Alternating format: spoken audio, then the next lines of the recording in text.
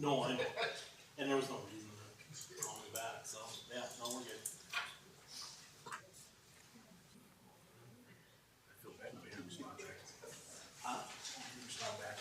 Oh, no, I'm still catching up on vacation, still busy at work. Where'd you go? Florida, and it was the beach. Beautiful, but it was windy, but, yeah. Kind of underdog. Yeah, not that one, tornado warnings and everything, so, yeah. Good evening, ladies and gentlemen. Being 6 p.m., I will call to order the Village Board Annual Organizational Meeting. All members are in attendance, and we will start with the Pledge of Allegiance. I pledge allegiance to the flag of the United States of America and to the republic for which it stands, one nation, under God, indivisible, with liberty and justice for all. Next item on the agenda is item number 3, the administration of oath of office to the newly elected trustees. So clerk, would you like to come up and swear in our re-elected trustees?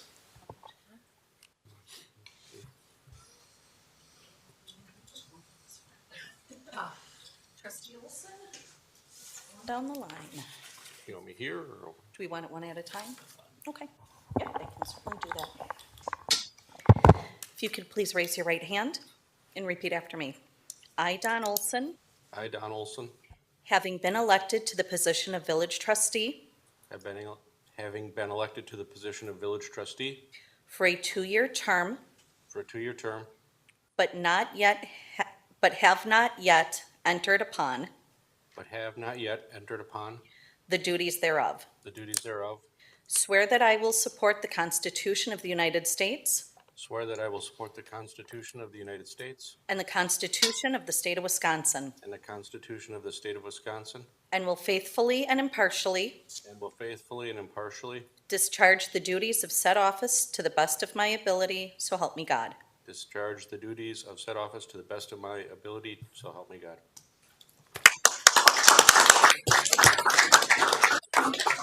More sign.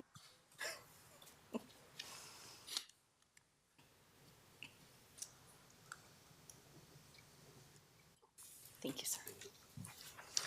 All righty. You could raise your right hand and repeat after me. I, Tracy Wells, I, Tracy Wells, having been elected to the position of village trustee having been elected to the position of village trustee for a 2-year term, for a 2-year term, but have not yet entered upon the duties thereof, but have not yet entered upon the duties of thereof, swear that I will support the Constitution of the United States swear that I will support the Constitution of the United States and the Constitution of the State of Wisconsin, and the Constitution of the State of Wisconsin, and will faithfully and impartially discharge the duties of said office to the best of my ability, so help me God. discharge the ability of said office to the best of my ability, So help me God. so help me God.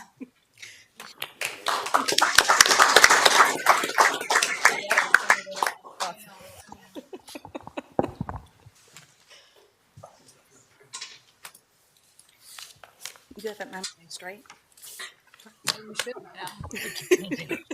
All right. If you could please raise your right hand and repeat after me. I, John Krupke, I, John Krupke, having been elected to the position of village trustee having been elected to the position of village trustee for a 2-year term, for a 2-year term, but have not yet entered upon the duties but have not yet entered upon the duties thereof, thereof, swear that I will support the Constitution of the United States swear that I will support the Constitution of the United States and the Constitution of the State of Wisconsin, and the Constitution of the State of Wisconsin, and will faithfully and impartially discharge the duties and will faithfully and impartially discharge the duties of said office to the best of my ability, so help me God. of said office to the best of my ability, so help me God.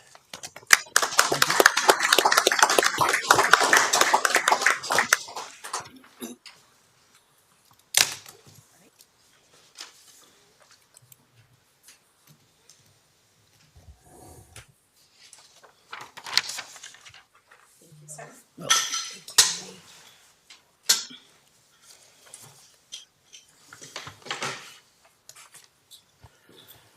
thank you very much. Next item on the agenda is comments by the village president. So here's where I talk for about 45 minutes and put everybody to sleep.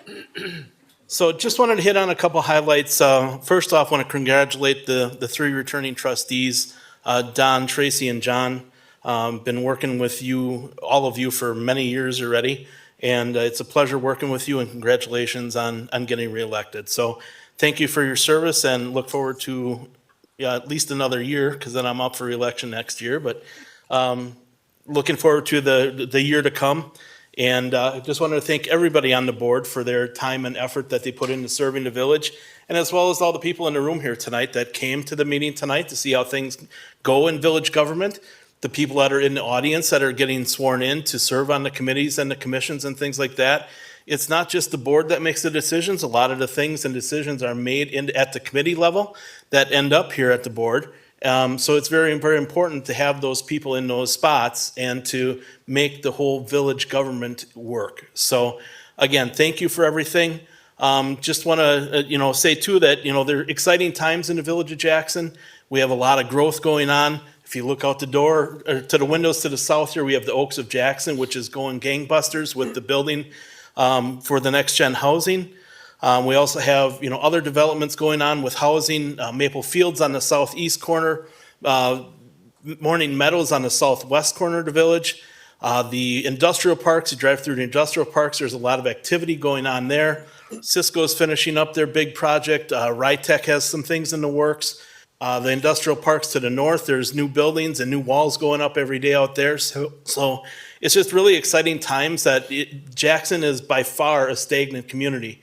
There is always something going on, and growth, which I believe growth done correctly is very vital to having a good village and a good community and place to live. So again, thanks for everybody for coming tonight.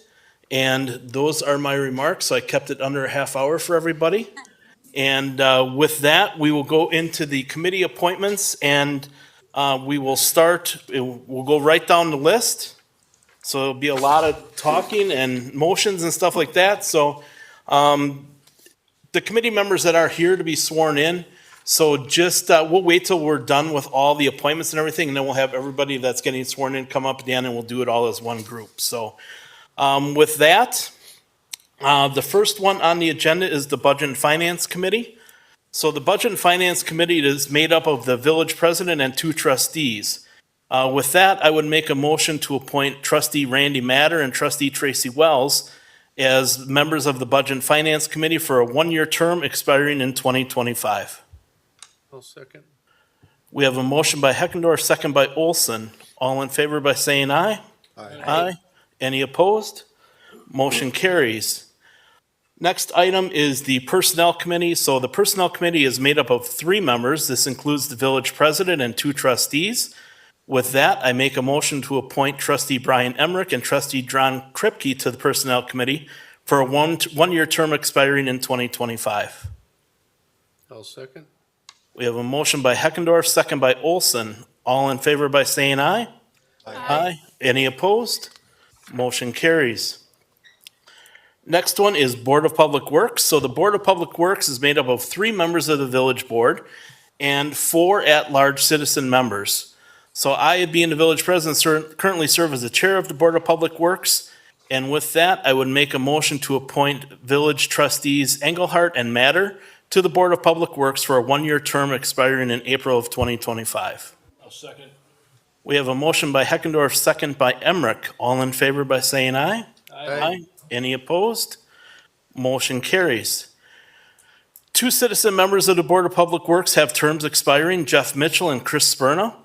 Chris Spurna has decided not to be reappointed to the Board of Public Works. So he was a valuable resource, came to meetings with good ideas and insight and things like that. Just want to thank him for his service to the Board of Public Works. With that, I would make a motion to appoint Jeff Mitchell and Josh Sandelbeck to the Board of Public Works for 3-year terms expiring in April of 2027. Second. We have a motion by Heckendorf, second by Wells. All in favor by saying aye? Aye. Any opposed? Motion carries. Stephanie Egner and Ethan Hollenberger are also citizen members of the Board of Public Works, and I want to thank them for their work on the Board of Public Works as well. The Plan Commission is made up of 3 members of the village board and 4 citizen members. The village president serves as chair for the Plan Commission. At this time, I would make a motion to appoint trustee Brian Emmerich and trustee John Kripke to the Plan Commission for a 1-year term expiring in April of 2025. Second. We have a motion by Heckendorf, second by Engelhardt. All in favor by saying aye? Aye. Any opposed?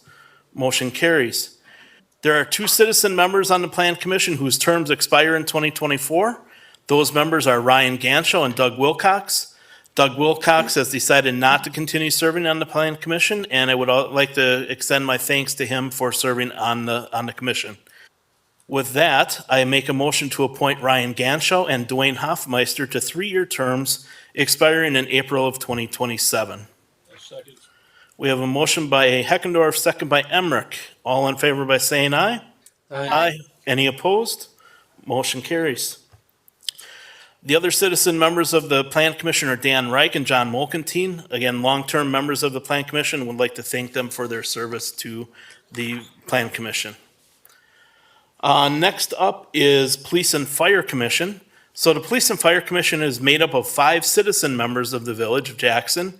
Mark Phillips has been a longtime member of the Police and Fire Commission. However, he will be moving out of the village. So with that, I would like to thank Mark for his many years of service to the Police and Fire Commission and wish him well in the future. With that, I would make a motion to appoint David Wentland to serve out the remaining term vacated by Mark Phillips, set to expire in April of 2027. I'll second. We have a motion by Heckendorf, second by Olson. All in favor by saying aye? Aye. Any opposed? Motion carries. Just a housekeeping note from the reorganizational meeting of last year. Jeff Latz was appointed to the Police and Fire Commission, and his term should have been set to expire in 2029 instead of 2028. Other members of the Police and Fire Commission are Doug Elfke, Jim Myers, and Jill Washburn. And I know they'll have some work coming up between the police and fire departments now with things and promotions and that coming up. So thank everybody for serving on the Police and Fire Commission. Next up is the Parks and Recreation Commission. So the Parks and Rec Commission consists of 5 members, with 1 being a village trustee and 4 citizen members. I make a motion to appoint trustee Tim Engelhardt to the Parks and Recreation Commission for a 1-year term, set to expire in April of 2025. Second. We have a motion by Heckendorf, second by Emmerich. All in favor by saying aye? Aye. Any opposed? Motion carries. There is 1 citizen member of the Parks and Recreation Commission whose term is expiring this year. Sue Rank has served on this board and in many other capacities in the village over the years. So a very dedicated person to the village, and I would just like to thank her for all her years of service. And she is not seeking a reappointment, so with that, I would make a motion to appoint Kim Powers to a new 3-year term expiring in April of 2027. I'll second. We have a motion by Heckendorf, second by Olson. All in favor by saying aye? Aye. Any opposed? Motion carries. Other members of the Parks and Rec Commission include Casey Latz, Brian Mecca, and Brittany Rafke, and I thank them for their service that they provide on the Parks and Rec Commission. Next up is the Tourism Commission. So the Tourism Commission consists of 5 members, including the village president, village administrator, Parks and Rec director Kelly Valentino, and an owner and operator of a lodging facility in the village, and 1 citizen member. Larry Hamlin is currently the owner-operator member of the commission, and his term expires in 2024. Larry has agreed to again serve on the commission, and I make a motion to appoint Larry Hamlin to the Tourism Commission with a 1-year term expiring in 2025. Second. We have a motion by Heckendorf, second by Emmerich. All in favor by saying aye? Aye. Any opposed? Motion carries. Sarah Malco is also currently serving as a citizen member of the commission, and her term expires in 2024. Sarah has agreed to continue serving. With that, I would make a motion to appoint Sarah Malco to the Tourism Commission for a 1-year term expiring in 2025. Second. We have a motion by Heckendorf, second by Matter. All in favor by saying aye? Aye. Any opposed? Motion carries. The Residence Board. So the Residence Board consists of 3 citizen members. The board consists of Michelle Zach, Michelle Klemp, and Joseph Simon. None of the terms do expire for that board this year. However, I would just like to thank them for their service. Next up is the Community Development Authority. So the Community Development Authority consists of the village president, a village trustee, and 4 citizen members. I make a motion to appoint trustee John Kripke to the CDA with a term expiring in 2025. Second. We have a motion by Heckendorf, second by Emmerich. All in favor by saying aye. Aye. Any opposed? Motion carries. The citizen members of the authority consist of Doug Alfke and Tim Klemp with terms expiring in 2024. Both members have agreed to continue serving on the CDA. I make a motion to appoint Doug Alfke to the Community Development Authority to a 2-year term expiring in 2026. Second. We have a motion by Heckendorf, second by Matter. All in favor by saying aye. Aye. Any opposed? Motion carries. I would then also make a motion to appoint Tim Klemp to the Community Development Authority to a 3-year term expiring in 2027. Second. We have a motion by Heckendorf, second by Matter. All in favor by saying aye. Aye.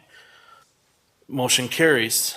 John Mulkentine and Don Olson also serve on the CDA with terms expiring in 2025, and just like to thank everyone for serving on that authority. Next up is the Ethics Committee. So the Ethics Committee consists of 5 citizen members. There were 2 vacancies currently on Ethics Committee with those terms expiring in 2024, along with Bill Hayes. I would make a motion to appoint Jackie Bradway and Jack Lippold to the Ethics Committee for a 2-year term expiring in 2026. Second. We have a motion by Heckendorf, second by Emmerich. All in favor by saying aye. Aye. Any opposed? Motion carries. Bill Hayes has decided not to seek reappointment, and I thank him for his many years of service, not only on that committee, but on also committees in the past. With that, I would make a motion to appoint Christy Stem to the Ethics Committee for a 2-year term expiring in 2026. Second. We have a motion by Heckendorf, second by Engelhardt. All in favor by saying aye. Aye. Any opposed? Motion carries. All other members of the Ethics Committee are Larry Hatke and Mark Nolte. And again, this is one committee that I don't know that has ever met, which is a good thing. So just wanted to thank them for their service as well. Next up is the Board of Review. The Board of Review consists of the village president, the village clerk, with the village administrator as an alternate and 1 citizen member. The citizen member is John Shanek. His term expires in 2024. I would make a motion to appoint John Shanek to another 2-year term on the Board of Review expiring in 2026. Second. We have a motion by Heckendorf, second by Matter. All in favor by saying aye. Aye.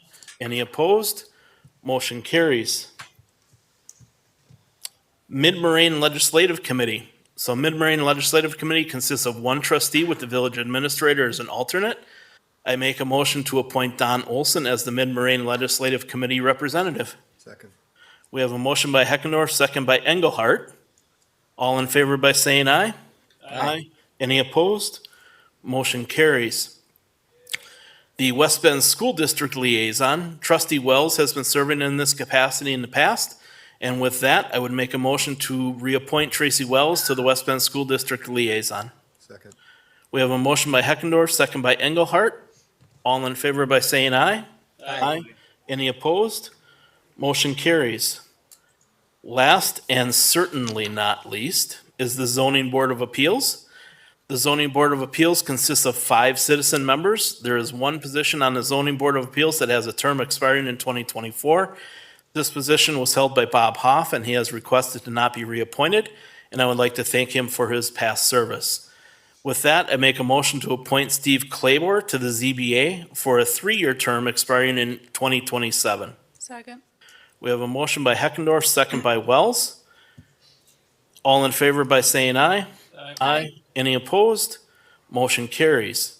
Other members of the ZBA include John Binsfield, John Shanek, Jason Marquardt, and Dave Schlief, and I would like to thank them for their service. We've seen the ZBA meet last year, 2 years ago, so it was a learning experience for everyone. So with that, all the appointments for all the committees and everything are done. So with that, if everybody that was appointed would come up to the front, so Annie can do a master swearing in.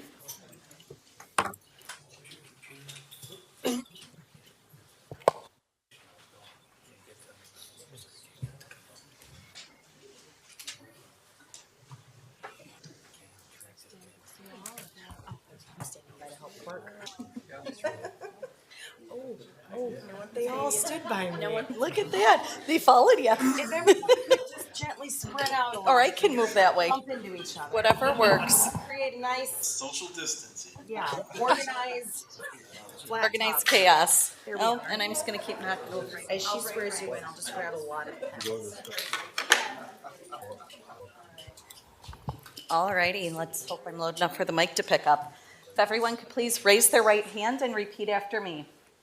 I, state your name,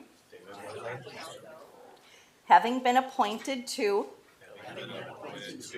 the position of, and I guess we're gonna have to go through this, so those who are Board of Public Works, if they can state it. Board of Review. Community Development Authority. Ethics Committee. Ethics Committee. Parks and Recreation. Plan Commission. Police and Fire Commission. Police and Fire Commission. Tourism Commission. Zoning Board of Appeals. But have not yet entered upon the duties thereof. Swear that I will support the Constitution of the United States and the Constitution of the State of Wisconsin, and will faithfully and impartially discharge the duties of said office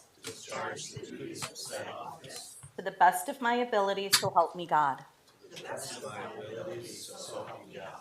Congratulations. Bounce all up the side.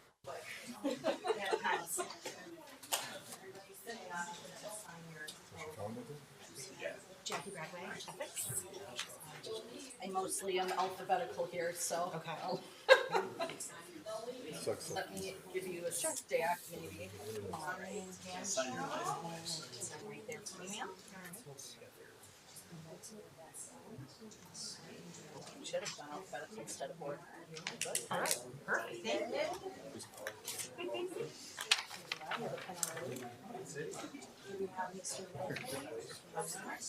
don't know if I gave her that. Right there, which half of the alphabet I gave her. Selected, thank you. There's two? One and done, thank you. And what you see over here. Wonderful. Congrats, guys, thank you. Oh yeah, we'll find it.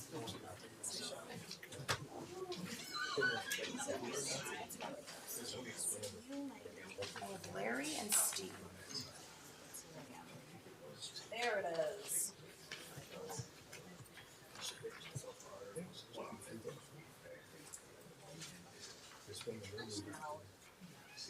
Down the rest, 4-H.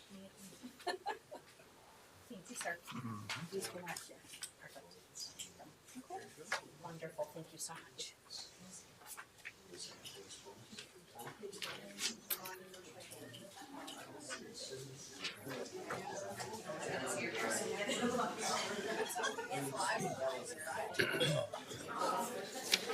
All right, so now that we have all those items out of the way, again, just want to thank everybody for coming. Thank to everybody that's willing to give their time to the village to make things go around here. And just so everybody knows, we do have another special village board meeting starting at 6:30, so you're all more than welcome to stay. It's regarding the community center. So with that, I've made enough motions tonight, so I'm looking for a motion to adjourn. Adjourn. We have a motion by Kripke, second by Emmerich. All in favor by saying aye? Aye. Any opposed? Motion carries. Thank you all. See his name for that.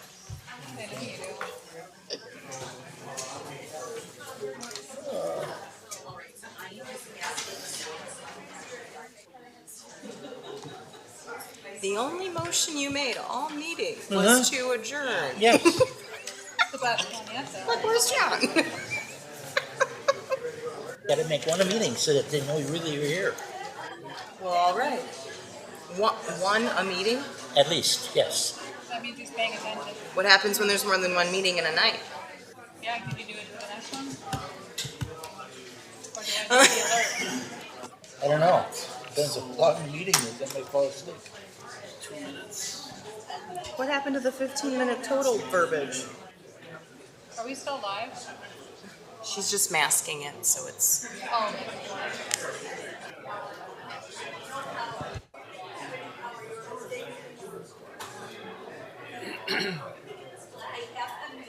Just masked so the sound is down.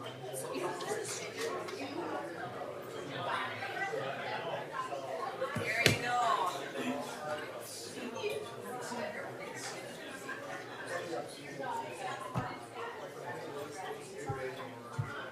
are we doing it? Yes.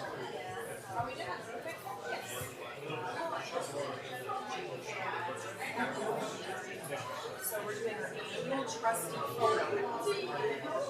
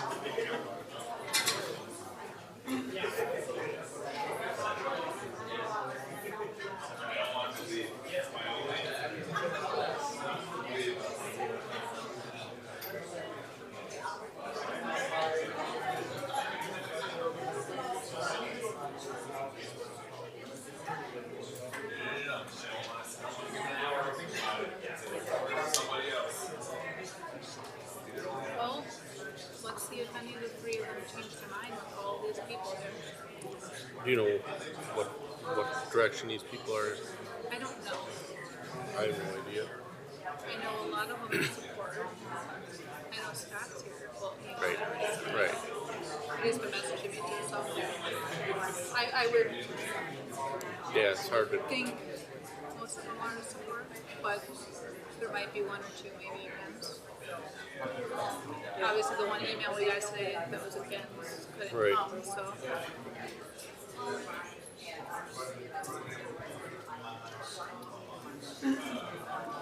I wonder Which- how many are actually signed up to talk. I was surprised reading through that one because he mentioned that the village population was going down, which was news to me. Exactly, that's what I got out of that article too. And I went and I checked Department of Administration figures. I'm like, no, that's not. Yeah. And I'd be anything to do with surprised. Alden Road, Right. how is it still going down after that?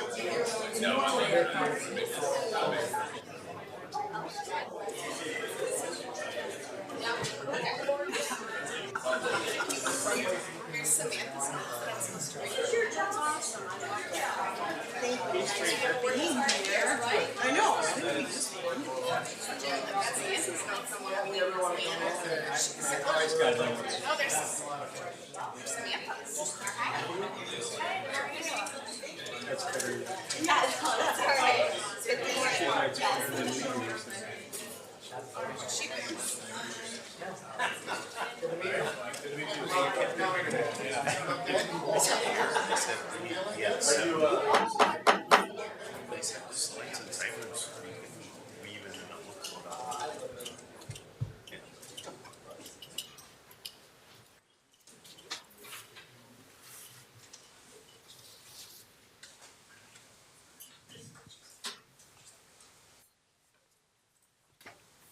Good evening, ladies and gentlemen, and welcome back to those that have stayed. So at 6:30 PM now is a call to order the special village board meeting for Tuesday, April 16th, 2024, and we will start with the Pledge of Allegiance.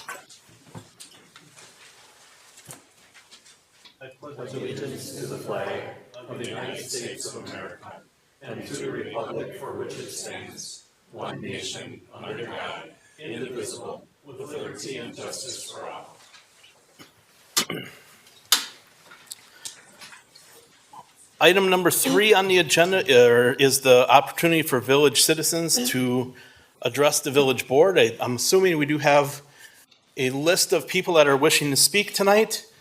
Just keep in mind that to keep things moving, it is limited to 2 minutes. So Annie, you got the list? I do. All right, so Annie will call the next person in line. So we'll start with first person, come over to the podium, make sure the microphone is on, it looks like it is, state your name and address, and you have your 2 minutes to address the board. We'll start with Mr. Ken Lyons.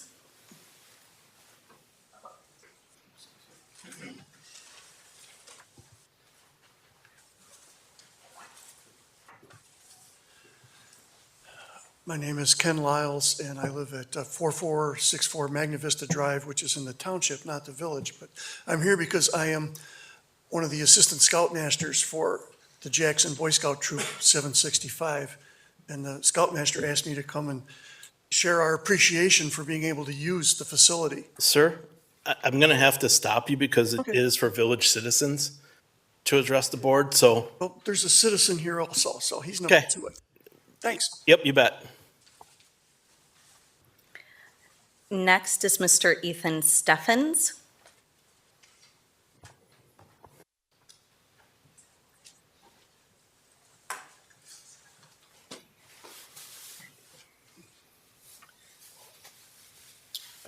My name is Ethan Stevens.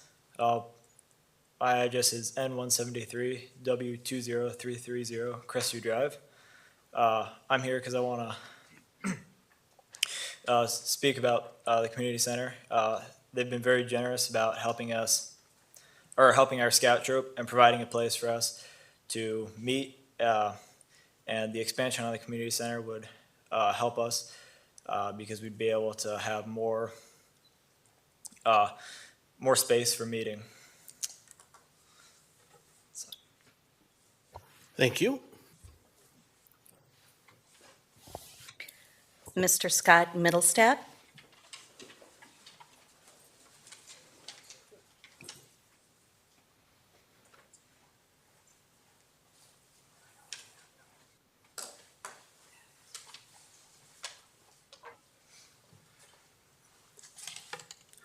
Sorry, I had like 30 minutes prepared on this, so we'll keep it to 2. You know, if everybody remembers, a lot of people were around back in 2001 maybe, when we kind of generated this idea of building the community center. I apologize to interrupt. Could you please state your address? Sure. North 161, West 19031, Oakland Drive. Thank you. You bet. We had the Boys and Girls Club in the basement of a church at that time that was busting at the seams. We moved over across the street, or I should say across the lot, the Aurora Clinic's old building, and then finally realized that without the expansion that we needed, that wasn't going to work either. That was temporary. So we bought 3 acres to where the current site is now. And at that time, the idea was that we'd had enough room for expansion. We worked out the deals with the West Bend School Board school district to purchase the land where the school will eventually hopefully go. Excuse me. And that corner has kind of been set for that. Now, I talked to a couple of, or most of the trustees over the last week, and one of the comments that came up was Boys and Girls Club is only paying $10,000 a year for rent, and that is true. However, that was a $2.4 million project at the time, shows you how much construction's gone up. Boys and Girls Club kicked in $800,000 to build that building. And the town at that time, when the boards got along, actually kicked in another 415 was their commitment. So it helped the village out a lot. Yeah, and there we have, whoops, 2 minutes is up. I haven't even started. But it helped the village a lot at the time. It provided a much. That is your 2-minute time. Sorry, sir. That was it, huh? Okay. All right. Thank you. Thank you. Mr. Grant Jorgensen? He had to leave, all right. Mr. Jim Kosmatka? Hi, I'm Jim Kosmatka. Address is N173W20182 Crestview Drive. Appreciate getting a couple minutes of your time, everyone. My wife and 2 kids moved here 17 years ago, and the community center was not here at that point. Our daycare was in the basement of a church.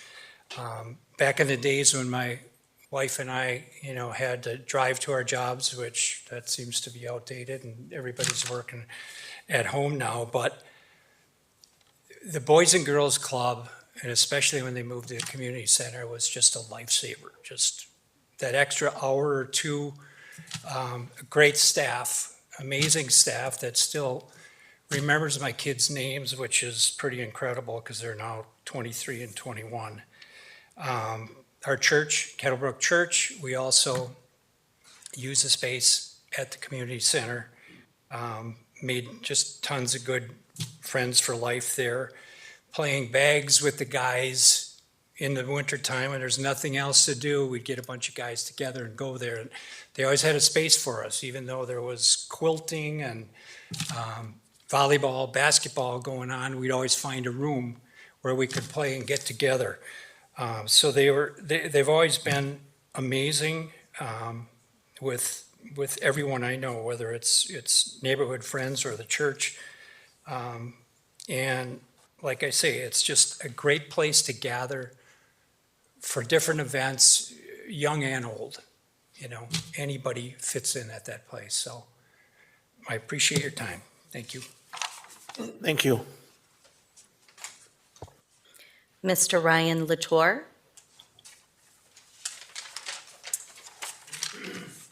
W206 and 16437 Marshland Drive. Good evening, board members. As you heard, I'm Ryan Latour, and I'm a village resident. I'm also the site pastor at Kettlebrook Jackson. And I want to thank you for listening to us tonight and share why I'm excited about the opportunity for the community center to expand. I remember when my family moved here in 2009. My kids were a lot younger, but I think the community center was just under construction at that point.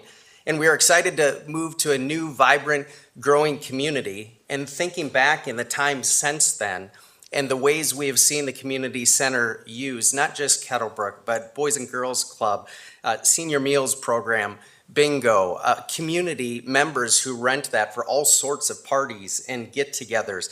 Now the West Bend School District. I'm just grateful to be a part of a building that's been so used by our community, not just us, but so many others. and to meet the needs of our residents. And one of the reasons that we partnered and decided not to go on our own, buy land, build a building, was because we felt like we had a similar mission. We wanted to make life better for our residents. And one of those residents, who is a part of Kettlebrook, just moved in about a year ago off of Sherman Drive and Glenbrook in one of those new condos. Her name is Phyllis. Phyllis is in her 70s, but at a time where she could kick back and relax and kind of take it easy, she regularly serves twice a week at the Boys and Girls Club and does tutoring. She also makes birthday cupcakes for those who are going to be celebrating their birthdays. And this is all on a bad hip that needs to be replaced in May too. So she's kind of one of my heroes. If time allowed, I could share about other Jackson Village residents, some who are no longer here, like Rosie Cowden, who was a part of our community but also headed up the sociable singles. I could share about Gail, who lives in Cranberry Creek condos, but also comes over for the interaction and the social impact of bingo. The list could go on and on. My apologies, Mr. Latour, that is your time. A pastor, 2 minutes. Thank you. Mr. Jay Fisher.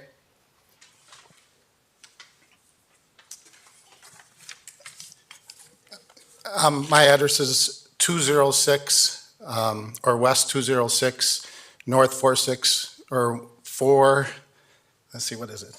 16421 Marshland Drive. I just moved here. I don't get the whole address thing. My name is Jay Fisher. I'm a resident of Jackson. I'm the executive director of the Boys and Girls of Washington County. I have dedicated 35 years to this organization, with 26 of those years specifically here at the Washington County Club. Back in 2008, I was involved in the Jackson Community Center project, witnessing exceptional foresight from the Jackson Village Board, the Boys and Girls Club Board of Directors, and good old Del Beaver. And Scott Middlestad, I saw him here tonight. I want to express my gratitude to the board for their ongoing support and forward thinking regarding Jackson's evolving needs. For the past 23 years, our partnership has enabled the Club and Rec Department to collaborate, benefiting the village residents and children here in Jackson. Working with Kelly, Renee, and Jessica has been a pleasure, and they have played a vital role in our accomplishments here. This expansion will set the foundation for future programs at the Boys and Girls Club, which has positively impacted 9,000 children since 2003. And I'm eager to continue serving and reaching out to another 9,000 children in the years to come. Thank you for all of your support over the years. Thank you. Thank you. Ms. Debbie Zeinert.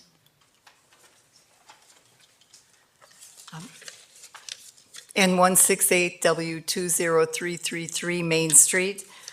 In 2020, during COVID, my business was not happening, and the community center hired me on as a building supervisor, and I've been there ever since. It's been like a family to me, but that's not all. I often rent the Gathering Hall for events, as well as personal use, but also I have a monthly group that meets there and does workshops. But that's not all. I am also the president of the Greater Jackson Business Alliance, and we hold our meetings at the community center. That's not all. I also volunteer for Ghoul Gala, Monte Carlo night, the beer garden when it's there, the Glow Run and other activities. And I always look at the community center as my second home. I'm probably there almost as much as I am at my own house. So I appreciate everything it is, and being a building supervisor and working at the desk, I see how many people go through those doors and how many more could actually go through the doors if we had the space to do it. Thank you. Thank you. Ms. Annie Schultz. My address is N173W20201 Crestview. I'm a mother of two. I've lived here for 16 years, and I actually want to start with, I asked my daughter, my 10-year-old daughter, why we needed to expand the community center, and this is what she said. I think we need a bigger Boys and Girls Club so that more kids can come and be part of the Jackson Community Center, and also so we don't need to cross the front desk and use the bathroom down the hall. And so that my mom can use the gym on church days, Also, when I sang at the Christmas bingo concert, I feel like it would have been nicer if we had a little bit more space. So she sang at the senior lunch. My daughter has spent years at the community center, and I will say the community center has served both my children. I'm a member of the gym. I take multiple classes, and when my mom was alive, she used many of the senior services, so it's touched our family for years. But I do see that in the years the community center has been here, we've expanded to Kettlebrook Church, Boys and Girls Club. We now have the 4K, all of which are exciting, but our space hasn't expanded. So as these services are expanding and these offerings are expanding, our space has stayed the same. So I feel like the expansion will let us continue to grow and offer more services, more outreach to those folks, and those who maybe have never used the community center will have the opportunity to do so with the expansion. So thank you all. Thank you very much. Our last citizen is Sarah Malkow.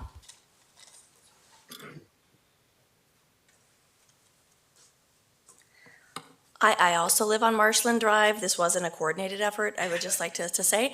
My name is Sarah Malco. I reside at West 206, North 16532, Marshland Drive. Our family has resided in Jackson since 2009. My angle to this evening is a little bit different than the rest of my neighbors. I've only been in the community center to vote.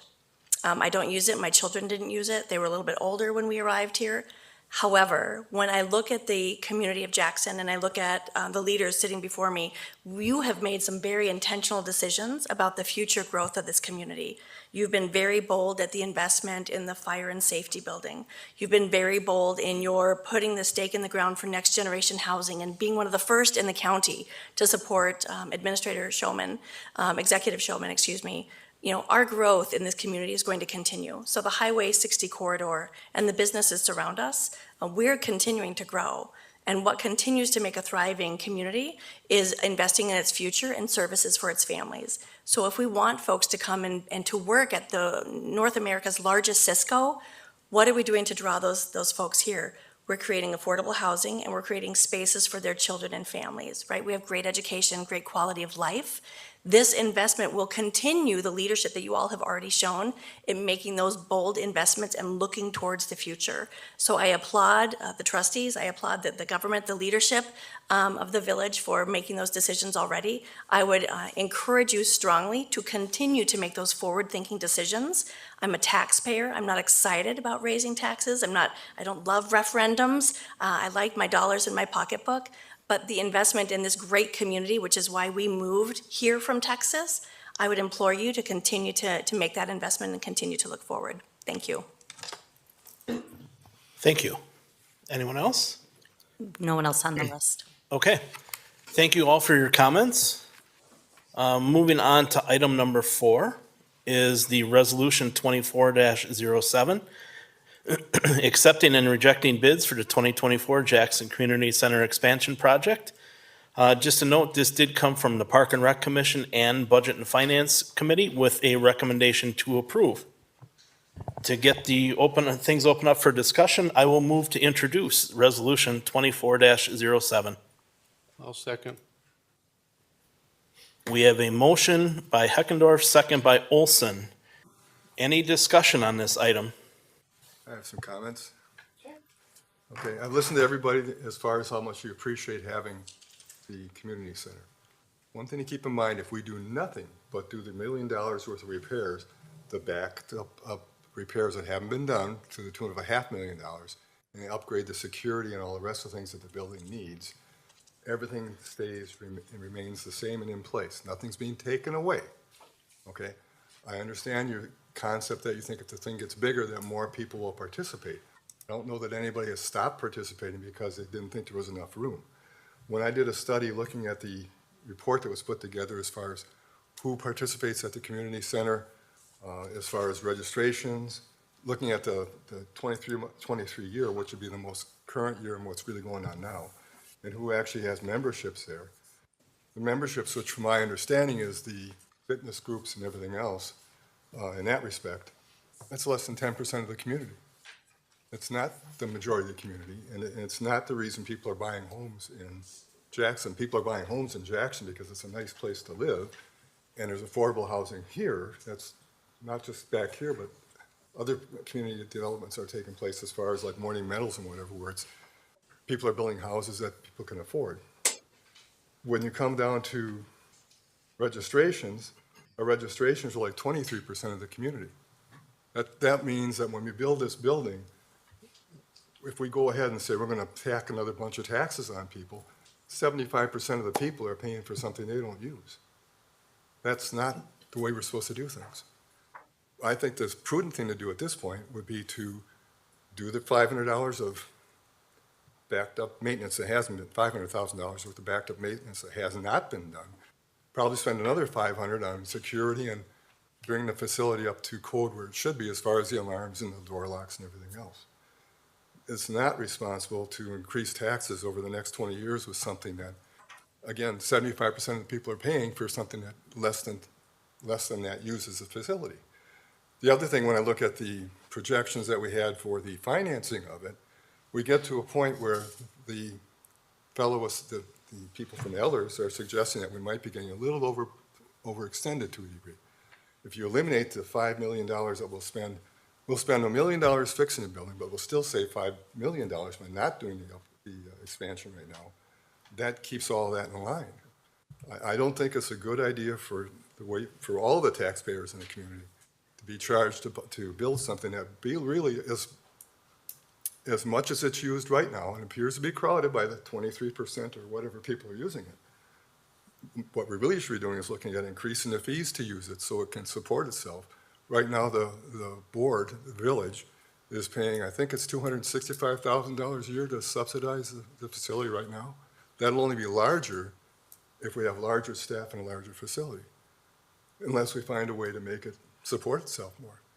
Kelly works very hard the whole staff works very hard as far as raising money in all the ways they possibly can, but it still becomes a burden for the rest of the community to pay for that's not using it. I think if we do nothing, it stays in place and nothing's lost. If we do what we want to do, what's talked about right now, to expand the building, that means the rest of the community, the people that are using its quality of life is better because it's a little bigger, a little nicer. The people who are paying for its quality of life is a little bit lower because they've got money taken out of their pockets. We know that with what's going on with the sewer district and whatever, that we've got increased fees going forward. There's lots of things that are taking money out of people's houses. We have affordable housing over here for people to come in at specific prices. Yet we're perfectly willing, if we go ahead with this, to say, well, it's affordable, but we're going to take like $1,400, $1,500 out of your pocket over the next 20 years so you can have this building here that you may or may not use. That's in affordable housing in the community. If you get out to Morning Meadows, more expensive. Get out to the north side, more expensive. South side, more expensive. Over here on the east side, more expensive where they're building. The details that you gave as far as how much the property taxes would go up were based on a $300,000 home. That's not the homes that are being built right now. And you're talking about much higher costs to those people as well. So I think the prudent thing to do is to get the repairs done, keep it in place. If in fact we see when the leases are up with the Boys and Girls Club, which I think ends in 5 years, is that correct? Okay. If we take another look at this down the road, maybe the economy would be better. Right now, the economy does not seem encouraging to ask us to have us tell taxpayers they should pay more money for something they do not use. That's what I've got to say. Thank you. Anyone else? I got something to say. Tracy? I disagree. I also don't really use the community center that often. My boys do use it during the summer for Boys and Girls Club. I will start looking into other things there too, but I don't feel that that's the way to look at it either. I do feel that it is something that is needed. Overall, it needs to expand to get more programs to be able to come in there too. But just because everybody doesn't use it, 75% doesn't use it, doesn't mean it's not good for the community either and for everybody else's taxes. It's the same thing with looking at like a school referendum. Does everybody use the school? Does everyone have kids that go to school? No, but it's still good for the community, the values of their homes, and just keeping the community, keeping the school in the community too. So, Thank you. Anyone else? Can I respond to that? Sure. Schools are a different issue. Schools are something we have to have, okay? Just like we have to have roads, we have to have, take care of the roads. Some things are optional and some things are not. This is optional. And I'm saying the option is an expense that the rest of the community should not have to pay for. Brian? Sure. Sorry, thank you. I agree with what Tim said, update the building to get it up to where it should be at and to do the security measures that need to be done to the building. Now is not the time, what we have going on right now in the country for, interest rates, and everything else to be borrowing that much more money that we need, for numerous reasons. I know Mr. Millsap brought up the money that we got from the Boys and Girls Club, I think a meeting or two ago, that $800,000 was brought up by somebody in here. It should be on the record that we have to pay the Boys and Girls Club that money back. I don't know if that was when their agreement runs out or when that is. You guys might know what that deal was. That was way before probably any of our time on the board. So I don't know if that's cost is added into this money that we're borrowing to pay them back. The $800,000 too included in this $6-some million. No, it's not a public hearing. And then the $415,000, I know years ago, we ended up paying some money back to the town of Jackson for that. So that's what, so if we're doing, you looking at that, is that money gonna be in there if we have to pay them back? So. Is that staff? Sure. Yeah, sure. Go ahead. At this time, I can confirm that that amount of money is not included in any sort of financial or financing plan, paired with the concept that that's only triggered if prior to the conclusion of the contract, the Boys and Girls Club chose to locate into another facility and leave the Jackson facility, thereby taking part of their contribution back with them. But again, that's a process that's not underway right now and would not be the intention, at least not in the proposal that's all before you all right now. So I think that answers that question. Thank you. Anyone else? I'll just add, I know, Tim, you had mentioned kind of the registrations peaking off. I've been involved with Scouts here in Jackson. I've also, my daughter's gone to the Boys and Girls Club. I can say for Scouts, any of the kids that are participating in Scouts that are there, they're not gonna be included in the registration figures. The other thing I can say is the last few years, many times, and they were alluding to that when they were speaking, many times, they're not in the primary space that they would normally meet. They're in smaller side rooms that are not easy to work with because of other space needs and other groups that are in there on those nights, and it's become more frequent, and I think that is a limiting factor in the registrations of the various programs that you see in the revenue possibly be generated because they are at their limits at many times of the day. So I don't see where, I think with a new facility, you will see that go up. I mean, if you look at the historical trend, it goes up and it kind of hits kind of a peak, and that kind of coincides with my personal observations of there's times where pretty much the facility is in full use. You can't do more with it. So yeah, space is a concern in that aspect. Thank you. Anyone else? Randy? So I just want to, what I struggle with is what is the role of government, and to what extent do we put on the taxpayers' support of organizations, private organizations. In this case, a lot of the discussion and the planning has gone around supporting the Boys and Girls Club, a separate charitable organization, not a government organization, a church, again, a separate organization, and the West Bend School District, which is the 4K, 5K program, whatever that program is all about, the Head Start program. And I struggle with understanding why the village government is responsible for supporting all of these three organizations, and to a large extent. And I guess that's part of what we have to decide tonight is if we as a government are responsible for those organizations. And personally, I don't feel that we are to this extent. Certainly, I appreciate all of those organizations. They're all good for the community. To the extent that I feel that we should be supporting them or the taxpayer should be supporting them, that's where I struggle with understanding why we should be supporting those organizations. To the extent that we are, and I agree with other comments that have been made. We have the building that we have, and we have developed that, and it should be maintained. So far, we apparently haven't been able to do that because now we are $500,000 that we have to stick into deferred maintenance on the property. So apparently, we haven't been very good stewards of that building and taking care of it. And I understand there are long-term needs that happen on every building. And eventually you have to pay the piper. But the fact that we aren't making the community center pay for those things unto itself means that the village taxpayers have to also support not just the building of the building, but also the support of the maintaining and organizing and operating the building. And I guess that's where I struggle with understanding what is the role of government. Is this really the role of government? And those three organizations, if they are getting a large subsidy from the government, is that the right thing for us to do? So that's my comment. Thank you. Anyone else? Mr. Kripke. I guess I remember way back when Jackson was about 367 people. The major recreation area was in the basement of which is now Miller Monuments, the old Village Hall. One room downstairs. That's where the recreation was. That's where the Christmas party was. Then when we outgrew that, and we had one park. It was Jackson Park, the main park.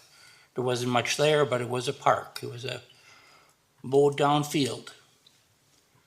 But then we got demand and we rented the gymnasium from the school so we could have evening basketball for adults, high school students, whoever wanted to partake in it. The Christmas party moved to the Jackson Gymnasium and the stage. That's where Santa came. Well, finally we decided that the people in Jackson deserved more, and we built the community center. And I agree, not everybody partakes in the community center. I don't. I mean, if there's a meeting there, I'll go to a meeting, but I'm not one to run up and down the floor dribbling a basketball and all this good stuff. But there's a lot of seniors that do partake with their bingo, with their cards and everything else. And again, I'm willing to pay for that so the citizens can enjoy it. I mean, we have citizens that do not drive, but they pay for the streets. We have a lot of citizens that don't partake in the parks or in the pickleball, but they pay for the community that the others can use it.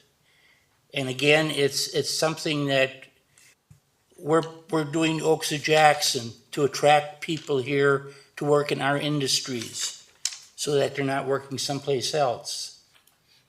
We always say we would like a brand new school to attract people here, to make Jackson a better place to look at, a better place to live in, something for the people to do.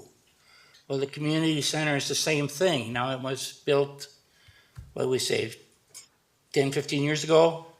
The population of Jackson has increased. The building has not. There are a heck of a lot of programs when you see the book that comes out on the programs that are going to be in for the next year. I don't know how they accomplish it.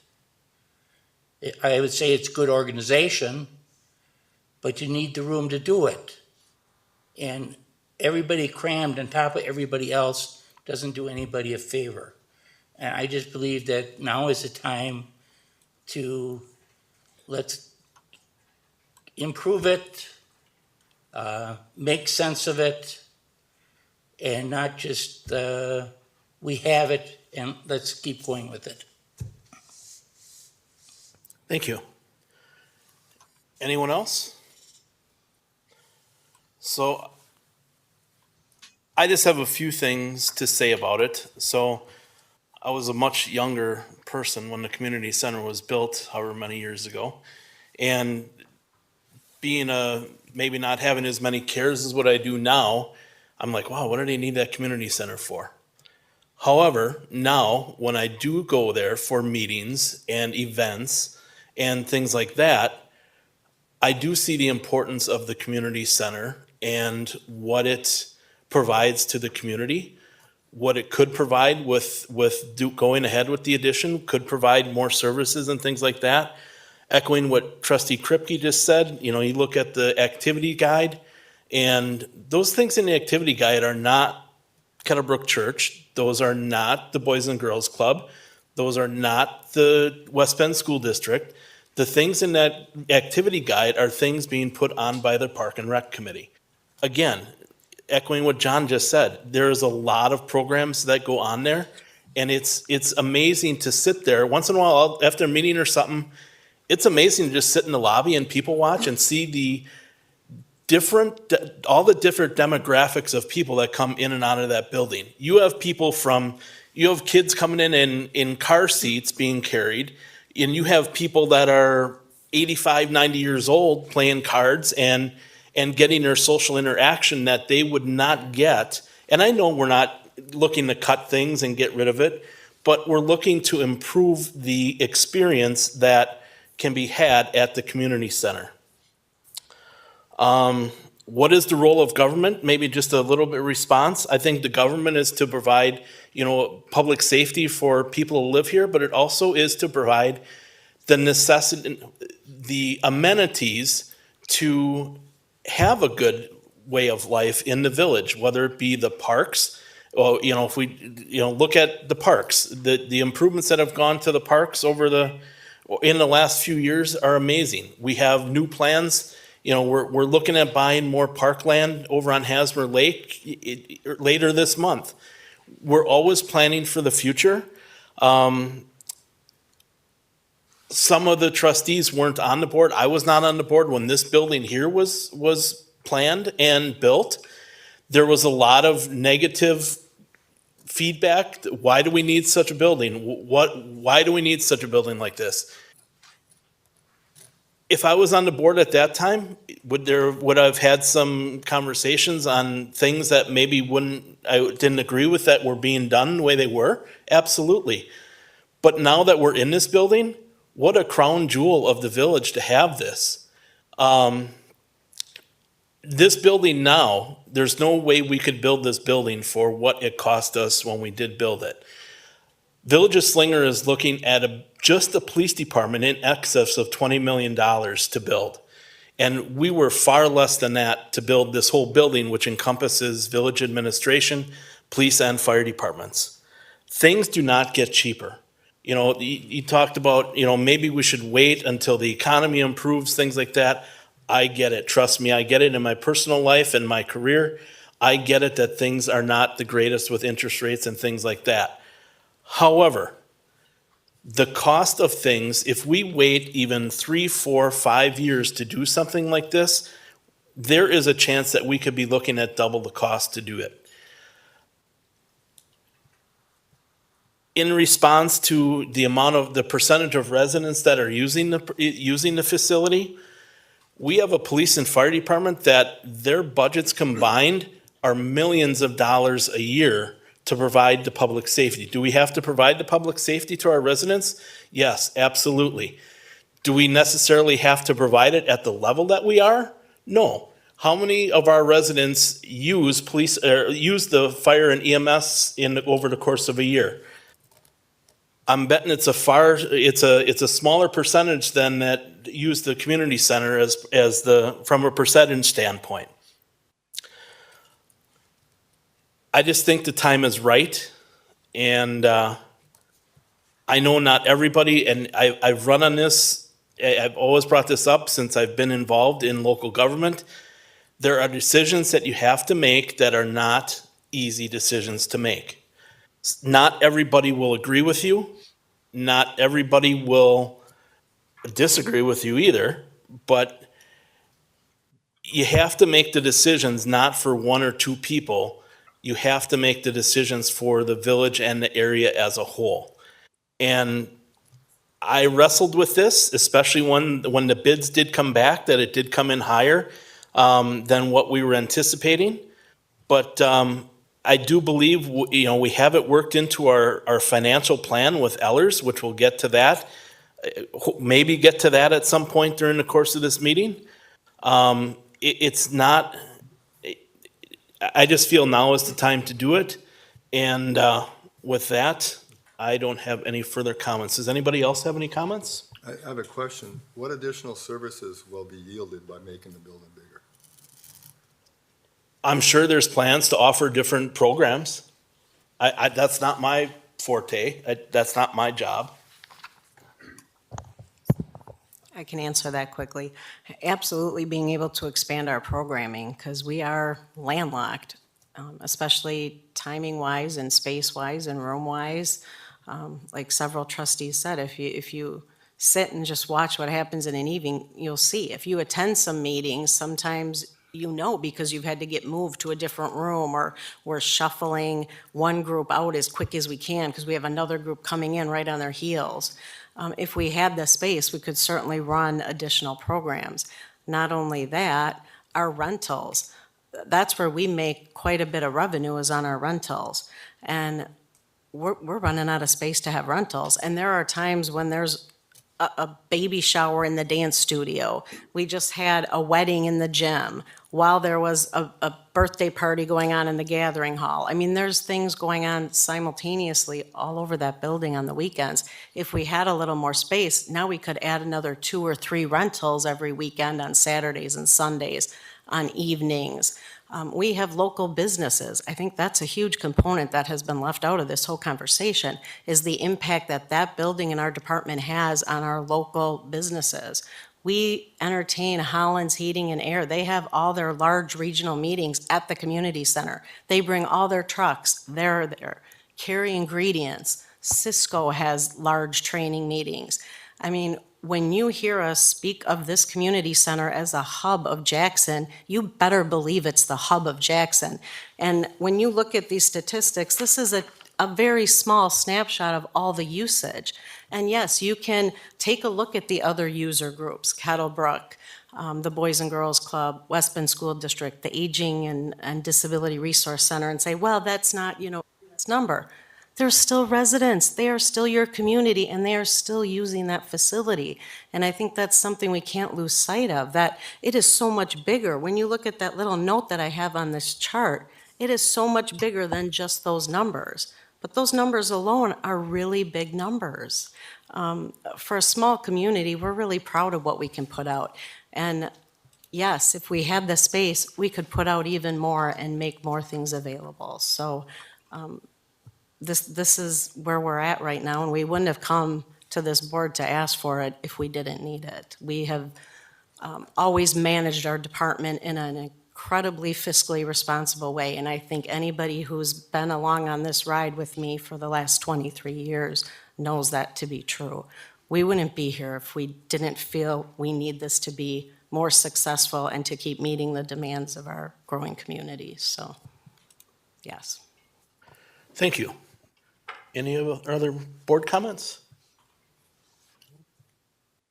All right, with that, I believe we are going to do a roll call vote on this item. So, clerk, whenever you are ready. And it is the motion to approve. Yes. President Heckendorf. Aye. Trustee Olson. Aye. Trustee Wells. Aye. Trustee Krupke. Aye. Trustee Matter. No. Trustee Engelhardt. No. Trustee Emmerich. Nay. The motion is 4-3, it passes. Thank you. All right, so item number 5 on the agenda is the discussion and possible action on 2024 financing plan for the Jackson Community Center Expansion Project, Ellers Financial Advisors. We have Ariana here tonight from Ellers, and to go over some options for us for financing the project at the community center. Welcome. Thank you. Thank you for having me tonight. Does everybody have an updated packet printed out? Otherwise, I have copies if anyone needs it. Anybody want packet? I'm assuming it's the one you sent out. Is this the same as yesterday? Yes. Okay. It's the same thing that's on the computer. No, it's not on the computer. This is No, this is it's the same as what's on. It's on here, all right. Yeah. This is the same as yesterday's. That is updated from the budget and finances.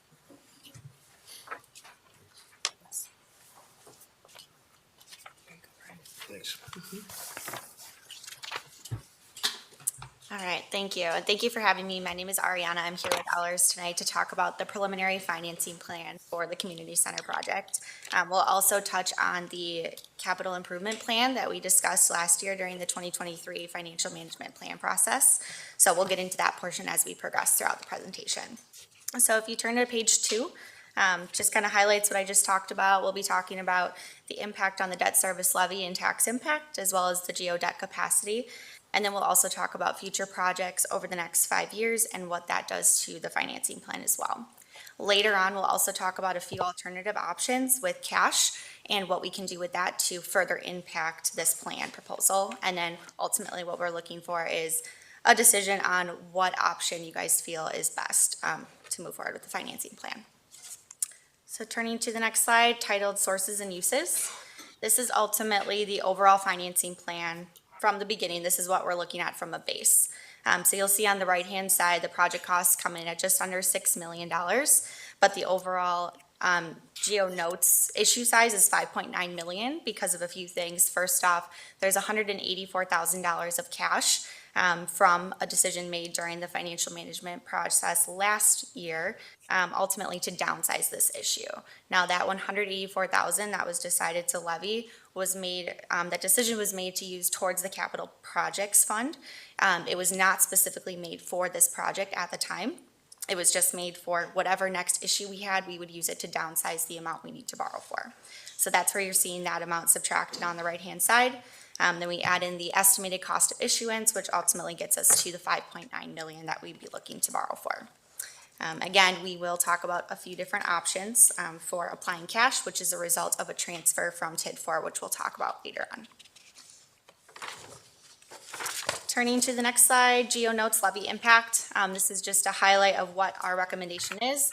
We ultimately looked at our recommendations surrounding structuring the debt around existing debt while also making sure we're minimizing the tax impact over the years and also ensuring that we're maintaining attractive maturities so that way the issue is still attractive to investors. And then another big factor is also by making sure that we're leaving capacity for future projects that you plan to borrow for in the next 5 years and beyond.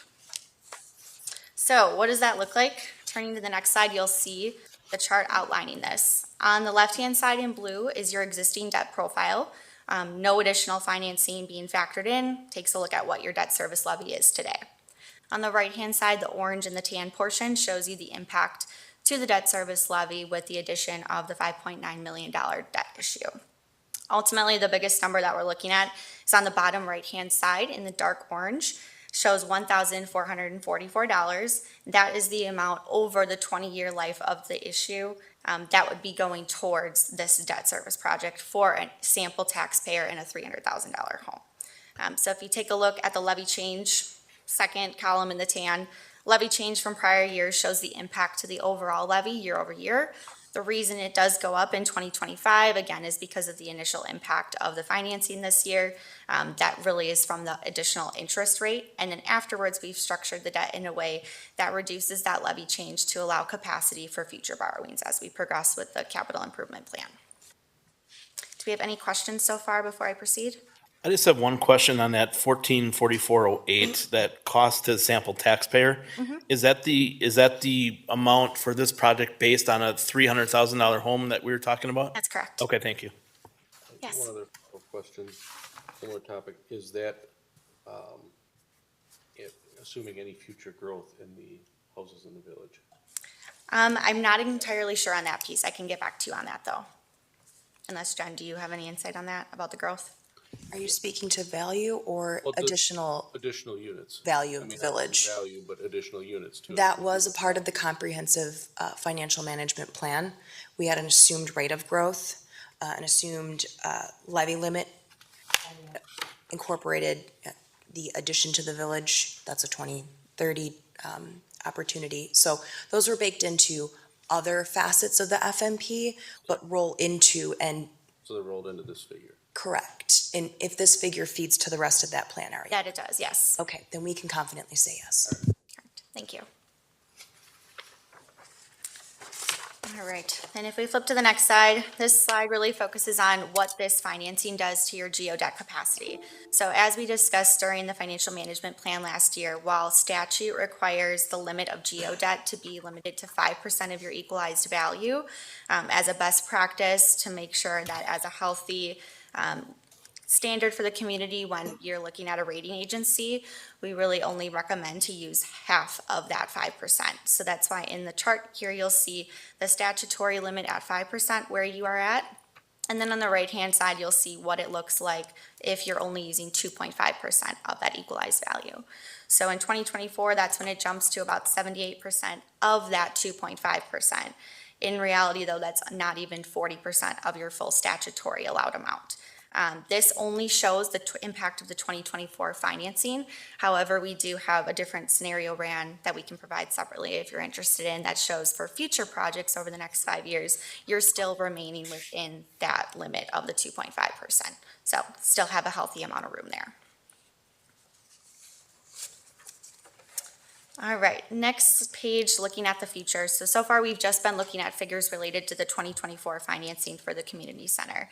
Now we're going to take a look at these projects that were planned from 2025 and beyond up to 2030 related to the financial management plan. So in that plan, there's about $12 million planned to be borrowed for future projects. So given that amount, you'll see on the right-hand side what this does to your tax levy over the next 5 years. So that's why we're jumping from 1,400 to now on the bottom right, 4,500. So that is not just for the community center, that's also for the additional $12 million of projects planned to be borrowed for in the future. Now you'll notice the first 5 years under the column levy changed from prior year is increasing year over year. Again, that's because each year that you borrow that additional funds, there is that initial interest payment that hits. So it's hard to maintain level debt service over that time. But after that, it does start to drop off. And there are options that we can talk through to make this a little bit less impactful as we move forward. So we've been talking about this extra cash that we can apply. Where is that coming from? TID 4 this year will be transferring $2.1 million to your capital projects fund. Of that $2.1 million, $1.6 million is already allocated towards future projects that will be done over the next 5 years. After that, that leaves about $500,000 left that's not accounted for yet. So that $500,000 is the amount that we're looking at. How can we allocate that to this debt issuance in 2024 to downsize the impact? So when we met with the finance committee last week, we talked through a few different options, and ultimately these are the 3 scenarios that we arrived at to show you. There's many others that we could have, but this is just to kind of get the gist of 3 different alternative directions that we can go. First option is use that entire $500,000 to downsize the issue. So basically you need to borrow $500,000 less than you would otherwise.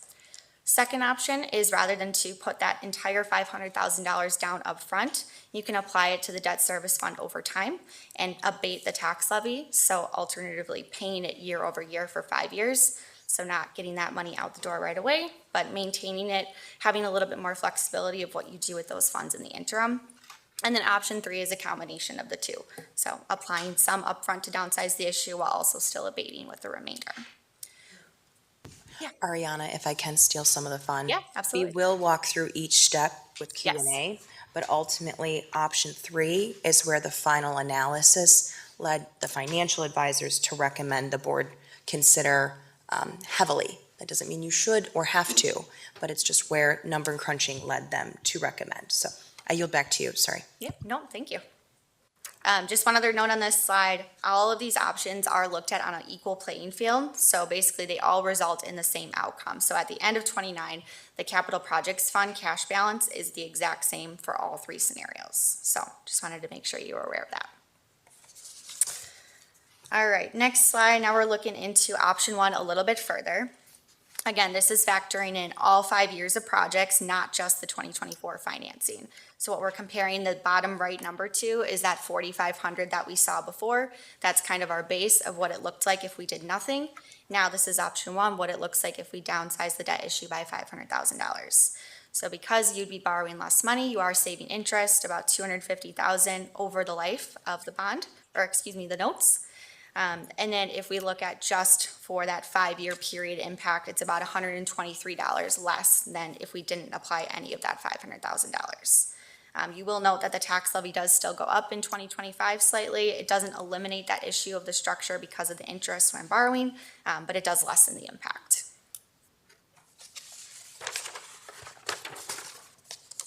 Option two on the next page. On the left-hand side, the chart that you're seeing is the exact same that we saw at the beginning of the base with no $500,000 applied. Now on the side, on the right, excuse me, we're looking at what happens if we apply that $500,000 over time rather than all at once. So that's the abatements column that you're seeing, which reduces the levy each year. One other benefit of doing this is it gives you more financial flexibility with that $500,000. So while you are maintaining that $500,000, year one, you're only paying $17,000, so you'll have $400-some thousand on hand that you can still invest and earn interest earnings on, and it's not yield restricted because it's not debt proceeds. So you have more flexibility to earn while you're waiting to pay off the remainder of the debt. Any questions on that option?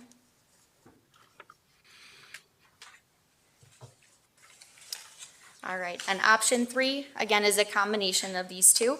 So this shows an example of applying $75,000 to downsize the issue and applying the remainder as an abatement over the next 3 years. This still does save interest because you are borrowing less money, saves about $35,000. In comparison to the base chart, in comparison to that $4,500, it's about $111 cheaper than what you saw at the beginning. But then that bullet point you see on the slide, about $1,756, that is the savings just in relation to the 2024 financing, not including the other 5 years of capital projects. And again, you still see that structure issue of the levy increasing at the beginning because of the interest payment at the start. So I know there was a lot of options, so to make it a little clearer as to numbers, what we're dealing with for sample taxpayer impact, you'll see on the next slide the summary. That base is about that $4,500 that we were showing, the impact to a sample taxpayer over the life for all the 2024 issue for the community center, as well as the following 5 years of borrowings that are planned. Option one shows the biggest savings, and if your goal is to have the lowest impact to the taxpayer, that is what downsizing the issue entirely will be doing. Options 2 and 3 are either not downsizing but applying an abatement or mixing the two. So again, there is still savings from doing nothing, but a little bit of a different angle to look at that as. But again, there is that interest earnings potential and flexibility with that, keeping the funds on hand and not throwing it all towards the project at the beginning. So in conclusion, we do recommend selling GO notes to fund this community center project due to the various items that we've talked through today and your creditworthiness. But there are 3 different options that we can take a look at for using this cash to impact the issue. Again, option 2, so that's the use of the funds as an abatement entirely, gives you the most financial flexibility, gives you options to earn potential interest and use that fund balance for something else in the future. Option 1 is the most impactful to reduce taxes to the sample taxpayer upfront. And then option 3, which is the one that Jen had spoke to earlier, achieves both goals where it does reduce the tax impact, but also gives you financial flexibility to make the best decision you can with those additional funds. So with that said, are there any questions? Thank you. Questions for Ariana or thoughts? Can I just ask a question? Ariana, on the page that starts with future 2024 to 30 CIP, so that page is representing the 12.2 million that we've got in projected projects over the course of the next 5-6 years or whatever, according to the financial management plan. That's correct. And just to follow up on that, so am I understanding correctly then, the impact of us doing all of those projects and spending that 12.5 million would be the orange bottom down here, the $4,500 over the course of the 20 years if we did all of those projects. That's correct, for a $300,000 home. And that's including the 2024 financing for the community center, as well as those $12 million of projects in the next 5 years. Okay.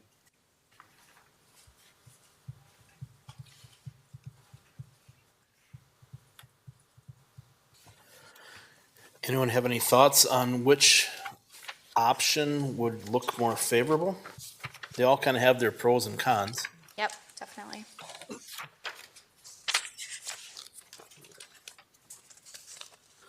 Let's say option 3, talking savings of $117.56 versus $122.67 and flat rate. There's some value to keeping the tax rate for debt service flat.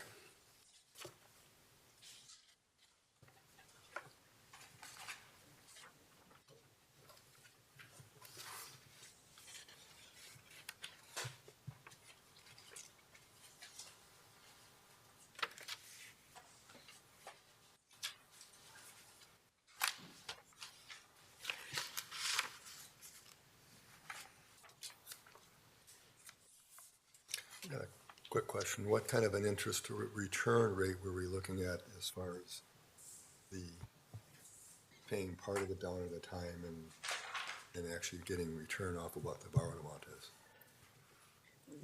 Would that money get invested then at an outside source, waiting to be used for debt service? Yeah, so there's a variety of options for investments. Ellers does provide investment services that we can advise on. Tammy from our team would be able to provide a little bit more insight, but Jen, I don't know if you have anything else to add on that. I was expecting to then pursue a formal investment strategy using those services that we have access to.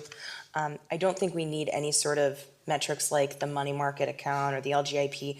They're not rock star interest rates right now. CD rates, we all know, you could get a 12-month 5% right now is about that, but that's not the caliber of investment we'd really be earmarking. We'd be going for a more aggressive plan. To answer you simply, I'm understanding that an investment opportunity could outweigh whatever that interest would be applied to the loan, because I figured that's where your mind is going, is it worth to invest instead of not buy down the debt? Right. And that's what I'm understanding Ellers has already taken into account. Yes, and rates can obviously change, but from what we know today, that is the case. And the biggest benefit is when you have debt proceeds, there's the arbitrage restrictions in terms of how much you can earn, where this is just cash that you have on hand. So there are no yield restrictions in terms of how much potential you can earn. Will this have an impact at all as far as would the state gives us kudos, so to speak, for not overspending, or as far as the budget goes? Good news or bad news, depending on your philosophical beliefs, but the state does not look at your debt when looking at expenditure restraint. Is that where you were going with that, Tim? I'm coming from if we had the investments going, that would be, that doesn't affect the. No, it is your budgeted expenses that they want to see you not exceed a certain percentage year over year, and that excludes debt. Have I misrepresented anything, No, Ariana? that's correct. Okay, then I think we're Okay. in the clear. Anyone else have questions?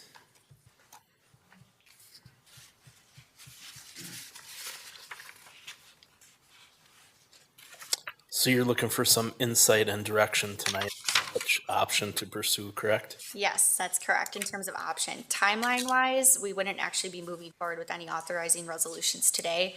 We would come back a day in May to proceed with the set sale for authorizing the resolution, and then we would come back in June for an actual sale day, presenting the results of the sale.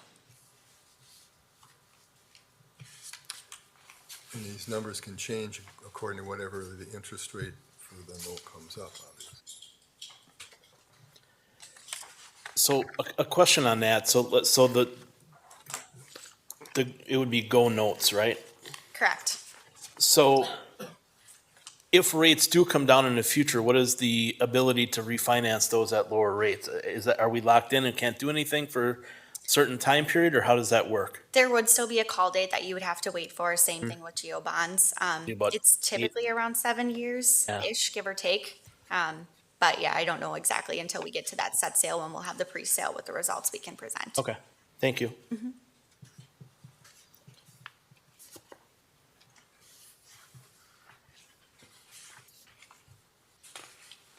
I will go ahead and make a motion to recommend staff to work with Ellers on pursuing option number 3 for the financing of the community center project.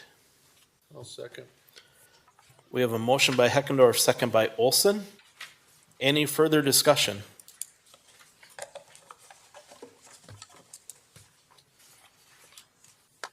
We should probably do a roll call vote on this one again. So whenever you're ready. Agree. President Heckendorf, Aye. Trustee Olson, Aye. Trustee Wells, Aye. Trustee Krupke, Aye. Trustee Matter, Aye. Trustee Engelhardt, Aye. and Trustee Emmerich. Aye. 7-0, motion carries. Thank you. Next item on the agenda, Second. we have a motion by Kripke, second by Emmerich to adjourn. All in favor by saying aye. Aye. Any opposed? Motion carries. Thanks everyone for coming. Thanks for everybody's input. And stay dry. It looks like there's rain moving in.